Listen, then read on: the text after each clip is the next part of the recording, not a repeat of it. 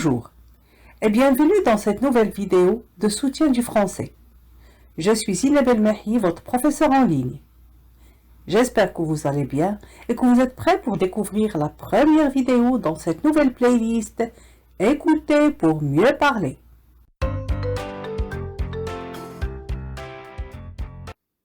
Je vous propose aujourd'hui de parler d'un phénomène naturel, rare, mais un peu bizarre, que je n'avais jamais vu auparavant et dont j'étais témoin à Montréal, et qui est celui de la pluie verglaçante.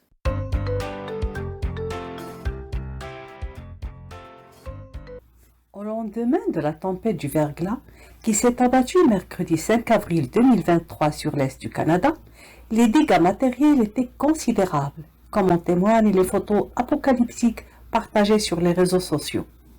Des centaines de branches d'arbres étaient brisées dans les parcs et les rues. D'autres étaient courbées et penchées jusqu'au sol. Des centaines d'arbres déracinés jonchaient les rues et les chemins.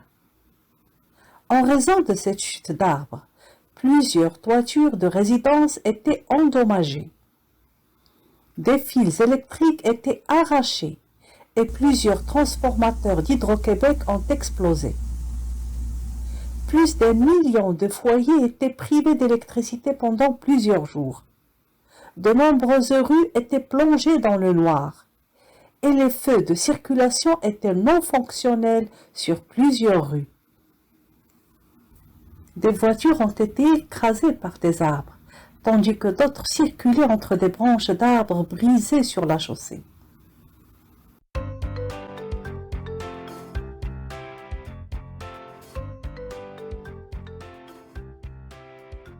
Si vous êtes curieux de savoir ce qui s'est passé, et si vous voulez savoir ce qu'est une pluie verglaçante, qu'est-ce qu'un verglas, et dans quelles conditions se forme la pluie verglaçante, je vous invite à rester avec moi jusqu'à la fin de cette vidéo.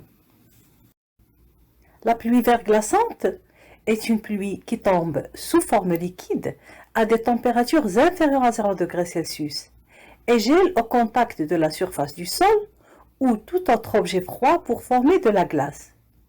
C'est cette glace qu'on appelle le verglas.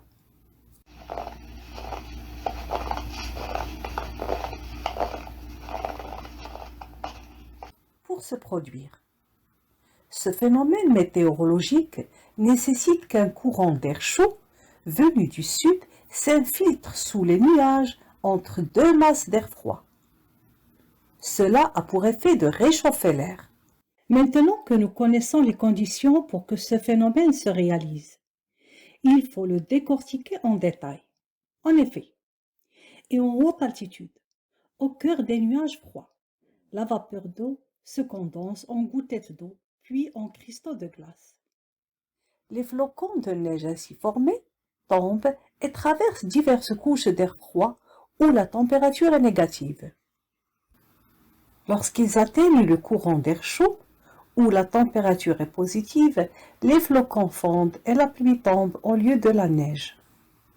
Mais ces gouttes de pluie passent dans une autre couche d'air froid dont la température est négative.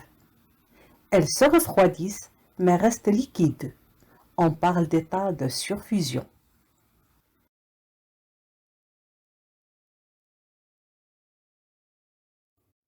Cet état est très instable.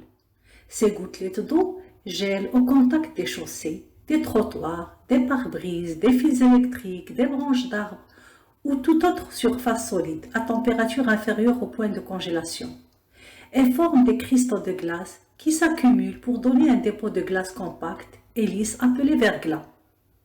On dit il tombe de la pluie verglaçante qui forme du verglas sur le sol et sur les objets.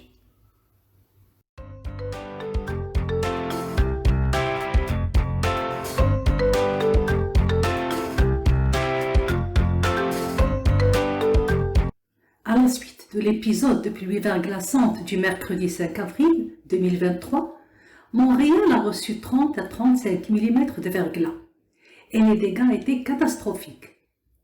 Le réseau routier est devenu impraticable.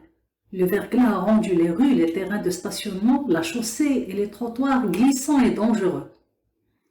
Les pistes à l'aéroport n'étaient plus opérationnelles, ce qui a causé l'annulation de plusieurs vols.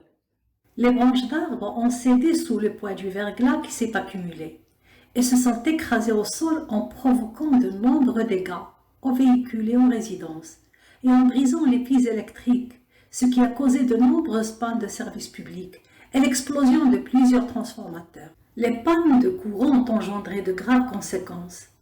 Des milliers de foyers et de commerces étaient plongés dans le noir pendant plusieurs jours. Plus d'air climatisé, plus de chauffage, plus d'éclairage ni d'eau chaude, plus de réseau cellulaire ni de réseau Internet. De nombreux ménages et commerces ont dû jeter des tonnes de produits alimentaires dans les poubelles parce que les réfrigérateurs ne sont plus alimentés par l'électricité. Le sous-sol de plusieurs maisons était inondé parce que les stations de pompage ne sont plus alimentées par le réseau électrique. Pour remédier à cette situation, plusieurs centres d'hébergement d'urgence ont été ouverts pour permettre aux citoyens privés d'électricité de se réchauffer et de brancher leurs appareils électroniques et leurs ordinateurs. Cependant, ce verglas si dangereux nous offre des photos fascinantes.